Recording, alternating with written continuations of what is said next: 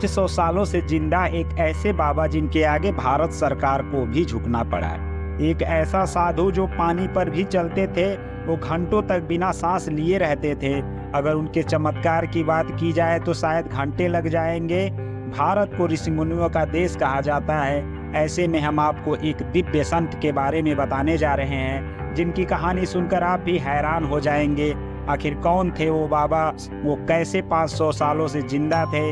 इन सब को जानने के लिए वीडियो को एंड तक और ध्यान से जरूर देखिए। नमस्कार दोस्तों, आप देख रहे हैं डीके इंडियन ब्लॉग्स। मैं हूं दीपक कुमार और आप कमेंट में सच्चे दिल से लिखिए हर हर महादेव। उत्तर प्रदेश के देवरिया जिले में जन्मे देवराहा बाबा की चमत्कारी शक्ति को लेकर तरह तरह की बात कही सुनी जाती है। देवराहा बाबा जाने माने सिद्ध पुरुष और एक कर्मठ योगी थे। देवराहा बाबा के उम्र के बारे में लोगों के बीच ऐसी मान्यता है कि बाबा करीब 500 साल जिंदा थे, लेकिन अभी स्पष्ट रूप से कोई नहीं जानता कि बाबा का जन्म कब हुआ। बाबा लोगों की मन की बातें बिना बताए जान लेते थे। देवराहा बाबा से आशीर्वाद लेने के लिए आम जन से लेकर नेता, उद्योगपति, बड़े बड़े सितारे, फिल्मी उनसे मिलने के लिए आते थे। चलिए अब बाबा की चमत्कारी कहानियों के बारे में जानते हैं। कहा जाता है कि देवराहा बाबा एक जगह से दूसरे जगह जाने के लिए किसी भी वाहन का इस्तेमाल नहीं करते थे और ना ही किसी भी सवारी से उन्हें कभी जाते आते किसी ने देखा है।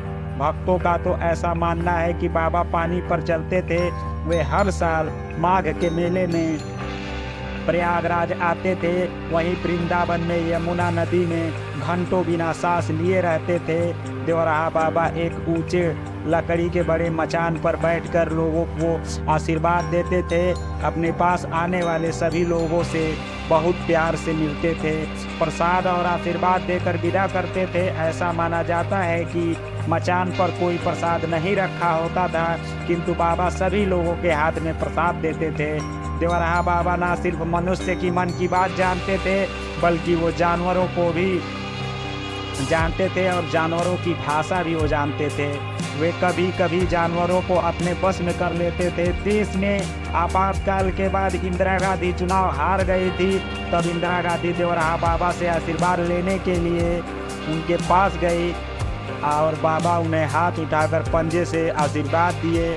वहां से लौटने के बाद इंदिरा गांधी ने अपने पार्टी का चुनाव चिन्ह हाथ का पंजा रखा।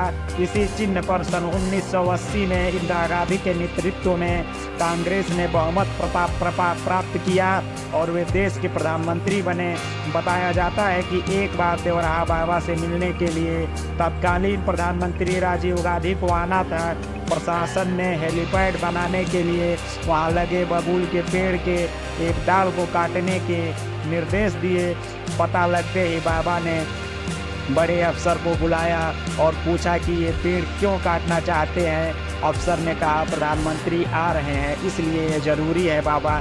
बाबा बोले यहाँ प्रधानमंत्री को लेके आओगे, प्रशंसा पाओगे, प्रधानमंत्री का नाम होगा, लेकिन दंड तो बेचारे पेड़ को भुगतना पड़ेगा। वह इस बारे में पूछेंगे तो क्या जवाब दूंगा मैं? ये पेड़ नहीं काटा जाएगा। अफसरों ने अपनी मजबूरी बताई, लेकिन बाबा जरा भी राजी नहीं हुए। उनका कहना था कि ये पेड़ होगा तुम्हारी निगाहों में, मेरा तो साथी है, पेड़ नहीं कट सकता। बाबा ने तसल्ली दी और कहा कि घबराओ मत, प्रधानमंत्री का कार्यक्रम टल जाएगा। और 2 घंटे के बाद फोन आता है तो प्रशासन को ये जानकारी मिलती है। प्रधानमंत्री कार्यालय से फोन आता है और बताते हैं कि प्रोग्राम टल गया। सन 1911 में जॉर्ज पंचांग भारत आए और बाबा के आश्रम पहुँचे। उन्होंने बाबा से क्या बातचीत की, ये उनके शिष्यों ने कभी भी किसी को अभी तक नहीं बताया। और दोस्तों, अगर ये वीडियो आपको अच्छा लग रहा हो तो मेरे चैनल को ज़रूर सब्सक्राइब करिएगा। 4 खंभों पर टिका मचान ही उनका महल था, जहाँ नीचे से ही लोग उनके दर्शन करते थे। देवरिया जिले में मैल गांव में वह साल में 8 महीना बिताते थे। बाबा के दर्शन के लिए मैल आश्रम पर 1911 में जॉर्ज पंचम दर्शन करने के लिए आए। भारत देश ने महान विभूति डॉक्टर राजेंद्र प्रसाद, मदन मोहन मालवीय, इंदिरा गांधी, अटल बिहारी वाजपेयी, मुलायम सिंह यादव, वीर बहादुर सिंह, जगन्नाथ मिश्र आदि नेता सहित प्रशासनिक अधिकारी बाबा का आशीर्वाद लेते थे। देवराहा बाबा पानी पर भी चलते थे। ये बाबा को किसी ने कहीं आते जाते भी नहीं देखा था। अपनी सिद्धि के चलते वे जहाँ जाना चाहते थे मन की गति से वो पहुँच जाते थे।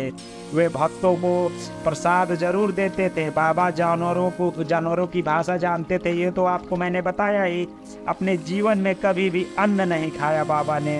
दूध और शहद को ही फलहार के रूप में लेते थे।